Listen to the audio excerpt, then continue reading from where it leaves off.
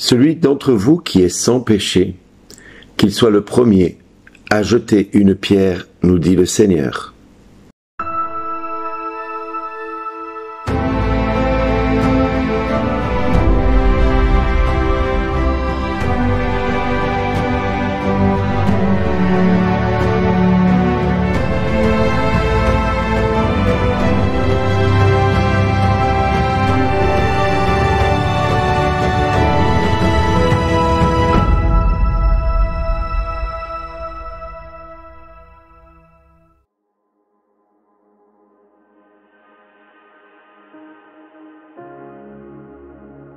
Bonjour les amis, aujourd'hui le Seigneur nous invite à faire comme lui, à faire ce que lui a osé faire pour le peuple d'Israël qui était sorti d'Égypte. Il veut que nous oublions le passé, ce passé qui a été douloureux pour bien des moments où nous avons vécu douleur sur douleur. Israël avait été mis en esclavage, ils étaient maltraités par le peuple d'Égypte, et Dieu demande à Israël d'oublier ce moment-là, d'oublier cette dureté de la vie comme étant une fatalité, quelque chose d'irréversible. Et le Seigneur leur dit, ne faites plus mémoire des événements passés, ne songez plus à ces choses d'autrefois. Voici que je fais une chose nouvelle, elle germe déjà, ne la voyez-vous pas? Oui, je vais faire passer un chemin dans le désert, des fleuves dans les lieux arides. Les bêtes sauvages me rendront gloire, les chacals et les autruches, parce que j'aurai fait couler de l'eau dans le désert, des fleuves dans des lieux arides, pour désaltérer mon peuple, celui que j'ai choisi. Nous avons été choisis par Dieu pour ne plus être dans un temps d'aridité spirituelle, d'aridité émotionnelle. Effectivement, nous sommes torturés aujourd'hui par notre passé la plupart du temps, et nous essayons de faire notre vie d'aujourd'hui en essayant de gommer les moments passés qui ont été douloureux et qui ont été par moments tellement douloureux que nous avons oublié quelque part les bons moments que nous avons pu vivre. Oui, le passé est souvent très douloureux. Or Dieu nous dit qu'il a fait passer son peuple en le séparant de tout ce qui le persécutait.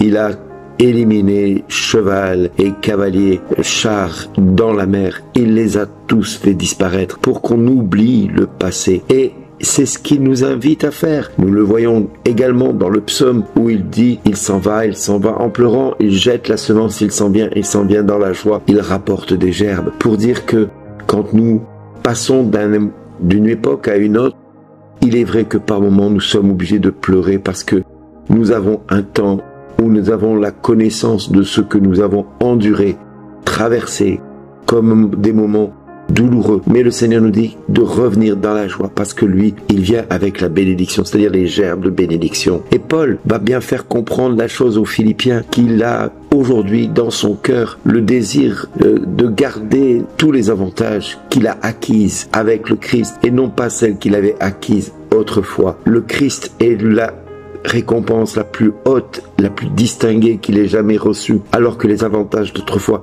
il les a tous perdus. Mais qu'importe d'avoir tout perdu de ce passé qui l'entraînait irrémédiablement vers une voie sans issue dans sa vie. Et nous avons la même chose pour cette femme qui est prise en flagrant délit d'adultère dans l'évangile, ou cette femme qui est condamnée par les hommes, qui va périr à cause des hommes, du regard des hommes.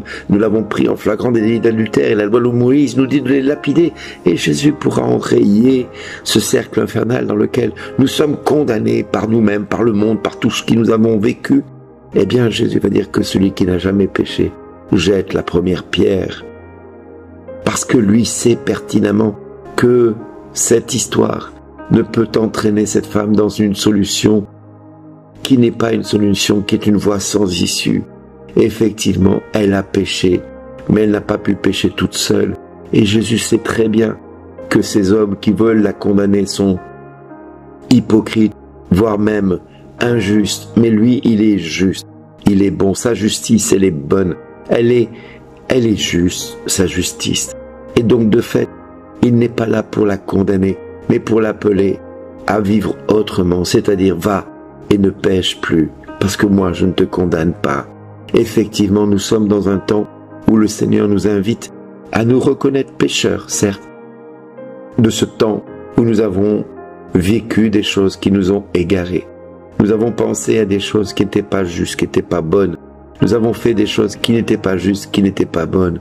Nous avons conduit notre vie dans une vie qui est devenue une voie sans issue parce que celle-ci ne nous conduit pas vers l'éternité, mais nous conduit vers l'enfer. Or, Jésus nous invite à nous reconnaître pécheurs, à changer radicalement notre façon de voir notre avenir, de regarder notre quotidien. Oui, le Seigneur nous invite à changer notre regard sur nous-mêmes et sur nos frères. Oui, nous sommes pécheurs, nous sommes tous pécheurs. Il n'y a personne dans ce monde qui puisse se vanter de ne pas avoir commis une seule erreur. Pourquoi hésiter? Pourquoi remettre à plus tard ce que vous pouvez faire aujourd'hui?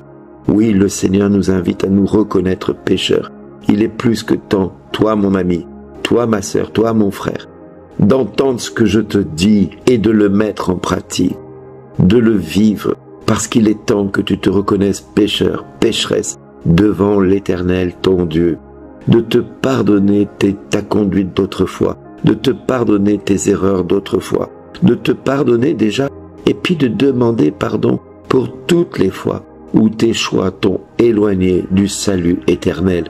Tous ces choix qui t'ont condamné et qui te condamnent encore aujourd'hui à ne pas hériter de la vie éternelle parce que tu refuses de te reconnaître pécheur ou pécheresse.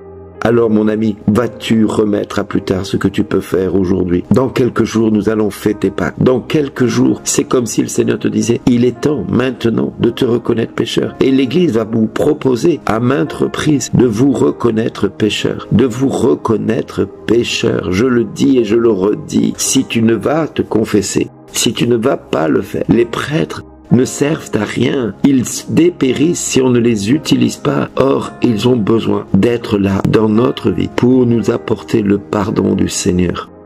Tu sais pas quoi dire au Seigneur? Demande au prêtre de t'aider. Tu ne sais pas comment présenter ton péché? Demande au prêtre de t'aider. Il n'est pas meilleur que toi, je te rassure tout de suite. Il est un pécheur tout comme toi. Et lui va devoir aller se confesser aussi. Parce que s'il ne le fait pas, il lui sera demandé des comptes de ne pas l'avoir fait. Alors mon ami, aujourd'hui, plus que jamais, n'attends pas demain pour faire ce que tu dois faire aujourd'hui. Ne procrastine pas, c'est-à-dire ne remets pas plus tard ce que tu peux faire tout de suite. Va et ne pêche plus, car ta foi t'a sauvé, dit le Seigneur à la femme adultère. C'est ce qu'il va te dire. Je te pardonne tous tes péchés, je ne te condamne pas. Va et ne pêche plus. Ça vaut le coup de l'entendre une fois dans sa vie. Amen. Merci d'exister.